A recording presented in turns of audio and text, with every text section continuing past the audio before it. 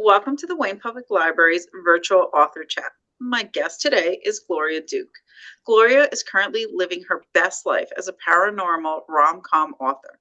In her previous life as Gloria Ketterer, she was a WGA award-winning radio writer, a TV sitcom writer, and a brand advertising creative director. She lives in Philadelphia, PA, with her cat Pippa. She hates humidity but loves a comfy pair of pajamas, a big glass of red wine, and of course, a good love story. This is her third novel. Welcome, Gloria. Please tell us a little more about yourself and your new novel. There's something fishy about my boyfriend. Um, well, I think you pretty much covered everything there is to know about me, basically. What you need to know about There's Something Fishy About My Boyfriend is that it is a merman romance. It's the story about Hannah Bell, who lives at the Jersey Shore and works in her family's bed and breakfast. And one day she is walking along the beach and she finds a naked man who has washed up on the shore, who she doesn't realize is a merman, and he's actually the merman who saved her from drowning 10 years ago. And thus our story starts. Okay. So I'm going to have to ask because Uh-huh. slight comparison to The Little Mermaid in Yeah. terms of, washing up and everything. So Yeah, yeah. was that inspiration? Well, I'll tell you how we started with this. Because I had just wrapped up the first two books which were a pair of vampire rom-coms. And I was talking with my editor. I was on a Zoom call with my editor and my agent, and we were just talking about what was next. And my editor had thrown out the idea of like kind of mixing my rom-com sensibility with like a monster romance. And we were kind of like just kind of brainstorming in that area. And my editor said, I have this merman pin that I love. And she showed us the pin. And then I said, well, what if we did kind of like the movie Splash, but in reverse and set it at the Jersey Shore? And we all just kind of fell in love with that idea. And so then I kind of went off and kind of worked out sort of the high line details, and then pitched that. And eventually that, made a deal for that to be my next book. That's great. I mean, I just thought about the washing up. Like, I think that that's Uh-huh. kind of how the Little Yeah, Mermaid, yeah.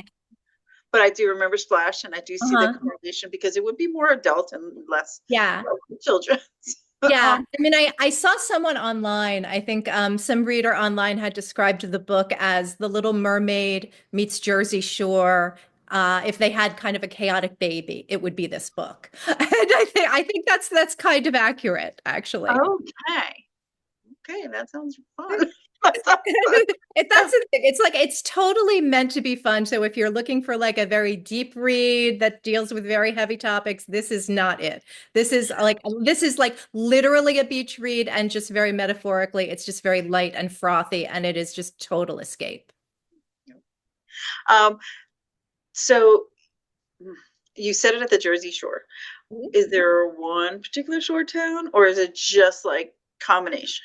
No, Oh, it's set in Atlantic City. And I do kind of use Atlantic City as a little bit of a character because we have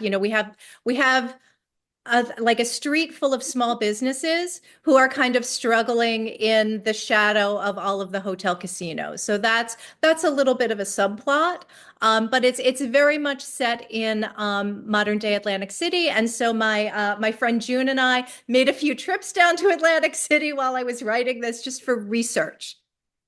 okay. No, that's excellent. Perfect. Um, so can you share something about the book that isn't in the blurb?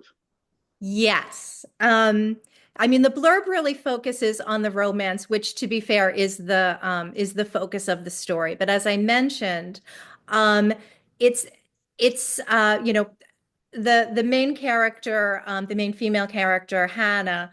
is working in this family-owned bed and breakfast. And the bed and breakfast is on a street with all of these other small businesses. And the small business owners really form this very tight community. And they really are more than just friends. They kind of really, as the story progresses, you really see that they're more like family. And the book is actually dedicated to found family, because found family is something that's very important to me. As an only child, I didn't come from a big family, and I've already lost both of my parents. So really, it's like I have one cousin that I'm close to, but really, my friends now have become my family. So found family is something that's very important to me, and it was something that I very deliberately wanted to address in this book. So that's there's a real heartfelt sense of community that runs through the whole story. Okay. And what's so did you the setting is the setting Atlantic City? Am I understanding that that is like so you reference Atlantic City and landmarks and all that? Okay. Um, so how many books do you envision having in the Jersey Shore Merman series?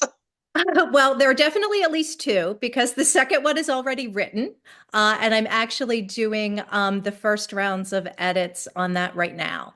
So the next one is going to be called Love at First Splash, and it also takes place at the Jersey Shore in Atlantic City, but the characters are all different, and the main male character in this one is also a merman, and he is the sort of the ne'er-do-well cousin of the merman in the first book. Okay.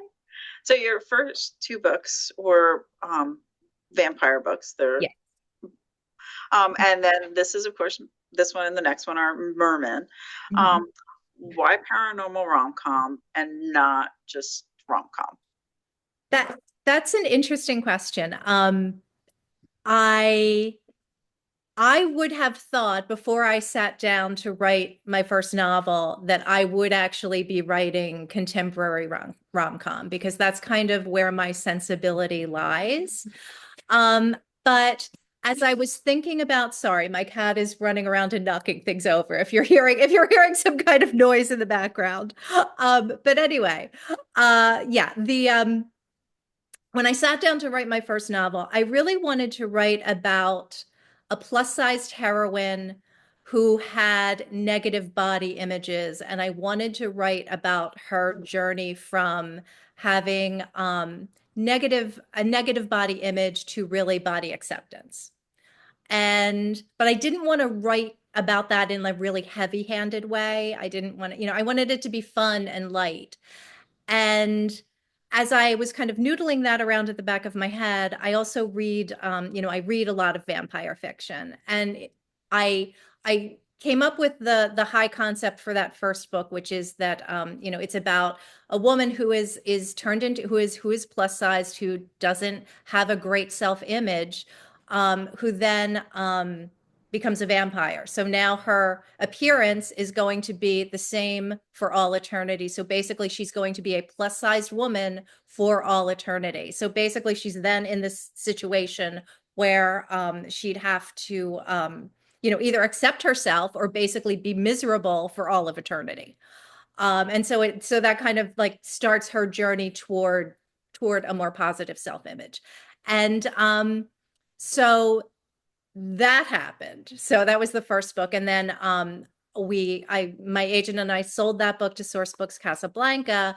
They made a two-book deal with me. So then the second book, they wanted obviously another vampire rom-com, which I wrote. And then by the time the first two books had come out, I had already sort of kind of branded myself as a paranormal rom-com writer, and I was building an audience as a paranormal rom-com writer. And I also really kind of started like getting into the fun of writing paranormal rom-com. I mean, it is a lot of fun, and I feel like as a writer, it kind of gives you a lot of leeway. A lot of just to delve in magic and magical creatures. And it's like, okay, well, what's the magical solution out of this? And it's really fun. And also as with the first book, it lets you deal with real world issues and sort of heavier issues, but not in a heavy way. Like you can kind of deal with them in sort of a lighthearted way, or, sort of metaphorically, and not feel like you're preaching, but really just telling a fun story. So yeah, so I'm not going to say that I would never write a contemporary rom-com that was not a paranormal, but for now I feel like I've kind of found my voice in this sort of subgenre of romance. Any other paranormal characters that you might want to try your hands at? Um, well, yes, but I don't think I'm allowed to talk about it yet, because we don't have a signed deal on that yet. But I do have another sort of duo of paranormal stories that I'm currently pitching. So we'll see how that goes. Okay. All right. There's more paranormal rom-coms to come. More paranormal Gloria. rom-coms coming. Yes. Do you have a writing routine? Do you like sit down and write sketch? As you said, you did it. You were kind of talking with your editor, and some ideas were coming up, Mhm. and then you took that. So Yeah. how do you go step by step after that? Like after coming up, fleshing out the idea, and do you write a huge outline? Do you just go by the seat of your pants? I go by the seat of my pants. I'm not an outliner. For me, I'd always rather just dive in and start writing and sort of find the characters and the story as I write, which is not to say that I don't figure anything out. I mean, I do kind of figure out the top line story. I know the I usually know the setup. I know the ending. I know a couple of things that happen in the middle, but I don't know everything, because to me that's sort of the fun of discovery. Like that's sort of what makes writing fun for me. If I figured out every detail ahead of time, then I would feel like, well, then what's the point of writing the book? Then, I already know everything. Um, yeah, I mean, True. so I mean and that's just for me. I mean, I know some people need to outline, and that's really that's how their creative process works. I prefer to go a little more, play it a little more like sort of fast and loose. So I don't have a particular routine. I will say I'm much more of a morning person. So so when I'm writing something, usually I usually get up between 5 and 6. So I get up, I feed the cat, I make my coffee, I sit down. First I do the Wordle, then I check my email, and then I start to write. And so then I usually spend the morning writing. And then usually I'll go for a walk around lunchtime, and I'll shower. And then it depends how the rest of the day goes. Sometimes I'll go back and write some more. Sometimes I'll end up having to do other stuff. Okay. Um, for this book or one of the other books, can you tell us about a memorable reader encounter? Well, for this one, I just did an event at Kiss and Tail Bookshop in Collingswood, New Jersey. And one of the people who was at that event, when I signed her book, she showed me that she had actually drawn a picture of me on her computer. And that was kind of surprising, and really sweet and interesting, because I sometimes see things online where people have done art related to my characters, or the stories, my books. They've taken the books and photographed them in settings, but but usually the focus isn't on me. So it was a little strange to have the focus on me, but also very sweet. That is different. Usually it is it is the character. Yeah. That's sweet. Um, so here's more of a genre question. Okay. Why do you think What do you think is the most misunderstood thing about the romance genre? Do you have, how long do we have to talk about this? Because I have a lot of things to say about this. Oh, Yeah, because I've personally had so many situations where I've tried to make relationships with independent booksellers. And, I'll go in there and, I'll start talking about my merman rom-com or my vampire rom-coms, and I can just see their eyes glaze over. I feel like there is this misconception out there that somehow, romance, they're not real books. They're these silly books that are written by silly women for silly women, which is basically the same thing they were saying about Jane Austen and the Bronte sisters. And like somehow romance, I think because it is primarily written by women and primarily read by women, like it's somehow marginalized. It's and it's very frustrating because I feel like the people who are criticizing it and judging it are people who certainly haven't read a romance recently, or certainly haven't, certainly haven't read one since Fabio was on the cover, right? Like they have all of these ideas of what these stories are, and in fact, I think it is the thing that I love about romance is that it is such a wide and diverse universe.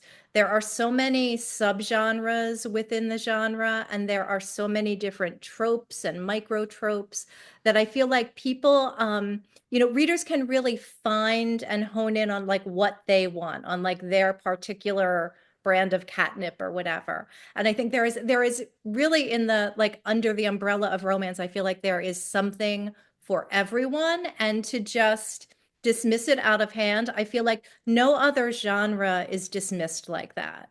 Nobody dismisses mysteries. Oh, they're just mysteries, or oh, they're just thrillers, or oh, that's just a horror story. Like nobody, like that's just sci-fi, that's just fantasy. Like somehow all of the other genres get respect, but I feel like romance is always fighting for that respect, and so what actually is wonderful, and what I'm so grateful for, and I know a lot of other romance writers are grateful for, is that all across the country there are like all of these like little romance specialty bookshops that have been popping up that that just cater to romance and romance readers.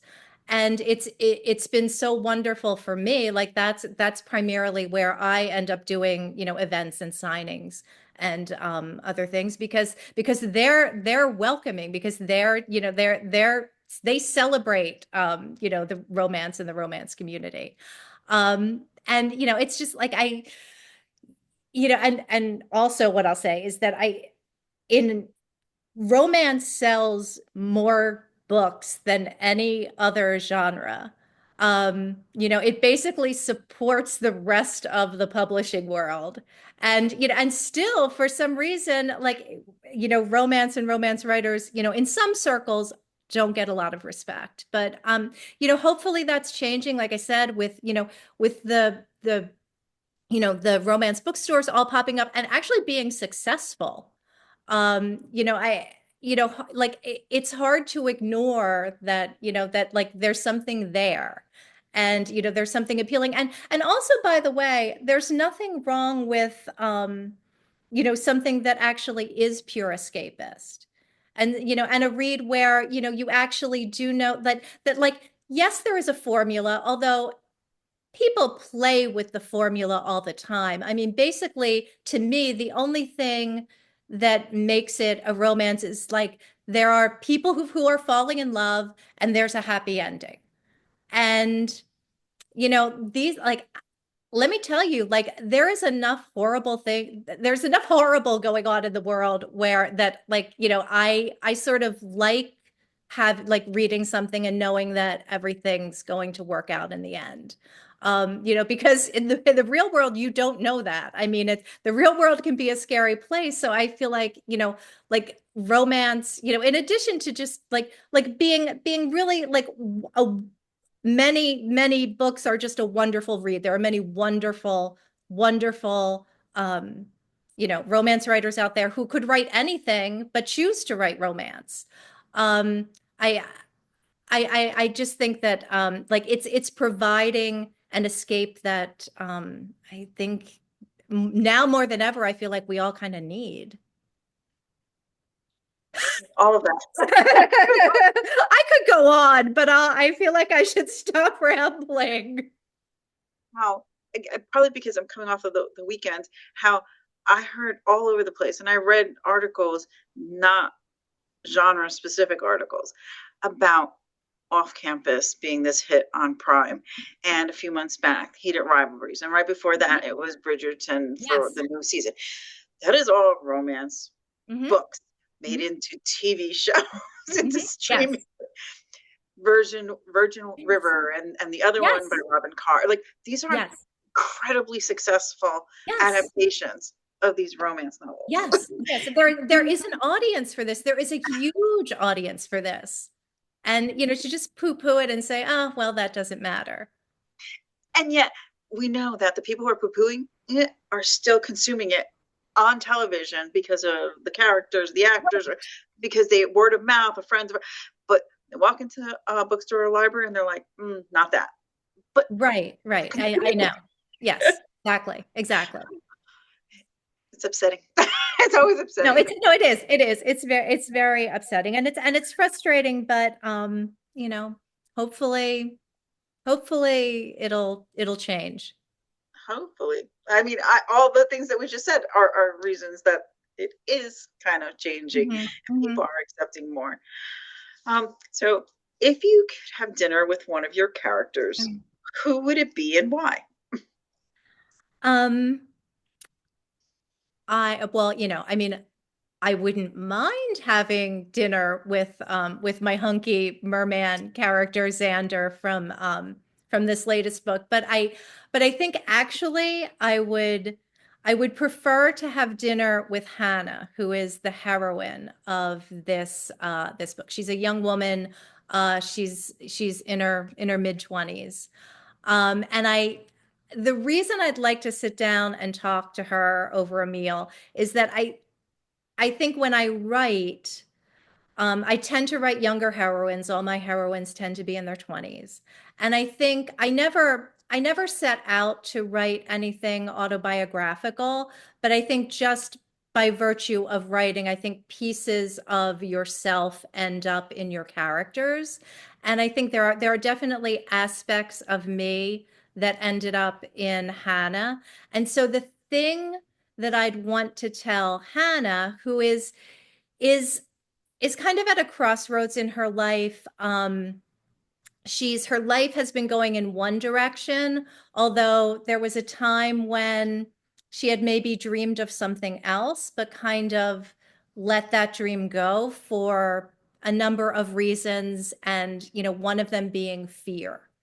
And the thing that I would want to tell her is to not be afraid and not abandon your dreams and like not keep yourself from doing something because of fear. Don't let fear get in the way of doing what you truly want to do. Because I think, as I can see that, like, when I was younger, there were certainly times when I acted out of fear and I maybe didn't pursue a particular opportunity because it scared me, or maybe didn't take a risk that I could have taken, or maybe didn't approach a guy that I was interested in. But I, what you realize as you get older is that when you look back, I think the regrets that you have are never the things that you've done, because when you've done things, it's like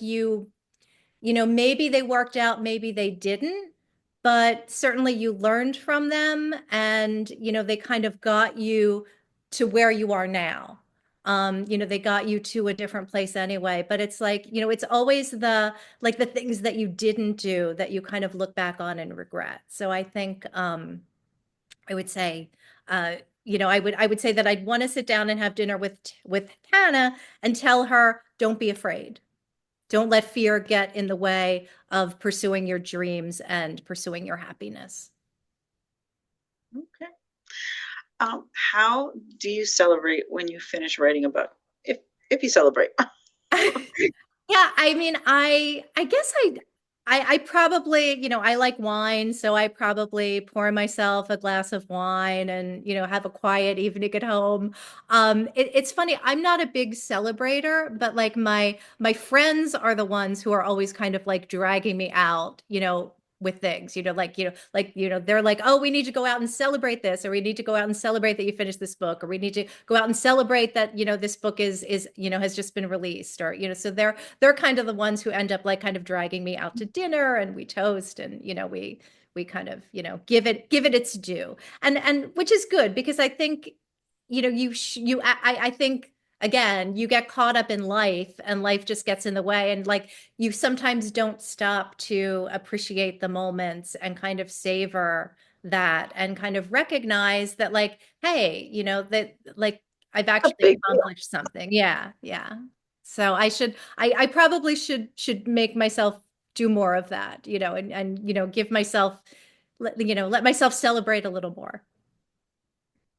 I want to say thank you to Gloria for coming on again and talking about your latest book. We do have a copy here in the library, and it looks like a really fun read. I love the cover. I love the colors. I love all the bright and The purple cover summer. as a writer, like, you never know what you're gonna get, but I love this cover so much.